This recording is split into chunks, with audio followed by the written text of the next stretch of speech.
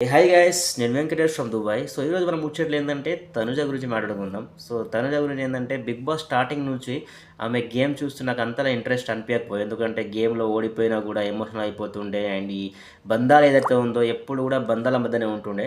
So నేను అనుకునేవాడిని ఈ అమ్మాయి 3-4 వీక్లో ఉండి వెళ్ళిపోతాయేమో అనుకున్నా. కానీ లాస్ట్ ఫ్యూ వీక్ నుండి ఆమె గ్రాఫ్ మాత్రం ఇలా పైకి పెరిగిపోతూనే ఉంది.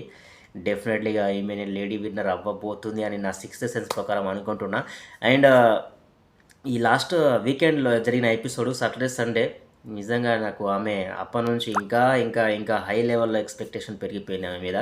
అండ్ అది సండే రోజు మన కళ్యాణ్కి చేదురుడులు తినిపిస్తే చెప్పిన వర్డ్స్ అయితే ఉన్నాయో, నీ గురించి నాకు తెలుసు, నా గురించి నీకు తెలుసు, మన ఇద్దరి బాండింగ్ గురించి ఆడియన్స్ తెలుసు, ఎవరు ఏమనుకున్నా మూడో వ్యక్తి మాట వినకుండా నువ్వు నాతో ముందు ఎలా ఉండేవాడు అలాగే ఉండు, ఎవరిని కూడా పట్టించుకోకు అని చెప్పిన మాట ఏదైతే ఉందో నిజంగా సూపర్ అనిపించింది నాకు.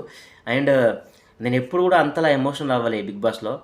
లాస్ట్ సీజన్లో మన గీతు రాయల్ ఎలిమినేషన్ అయినప్పుడు కొద్దిగా ఎమోషనల్ అయ్యాయి, ఎందుకంటే ఆమె అంటే నాకు ఆమె వాయిస్, ఆమె అల్లరితనము, ఆమె గేమ్ అంటే నాకు చాలా ఇష్టం ఉంటుండే.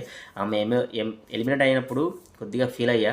అండ్ ఇప్పుడు భరణి గారు ఎలిమినేట్ అయినప్పుడు తనుజ ఎమోషనల్ చూసి నేను ఎమోషనల్గా ఫీల్ అయ్యా, ఎందుకంటే ఆమె చిన్నపిల్లగా ఏడిచింది. నిజంగా ఆమెలో ఎంత నిజాయితీగా ఆమె ఆ బంధాన్ని రెస్పెక్ట్ ఇచ్చిందో నాకు అప్పుడు అర్థమైంది. అండ్ ఇప్పుడు నెక్స్ట్ ఎలిమినేషన్లో జరిగిన ప్రాసెస్లో రమ్యని ఎలిమినేషన్ చేస్తూ మన దువ్వెడ మాధురికి ఇండైరెక్ట్గా ఇచ్చి పడేసింది గట్టిగా.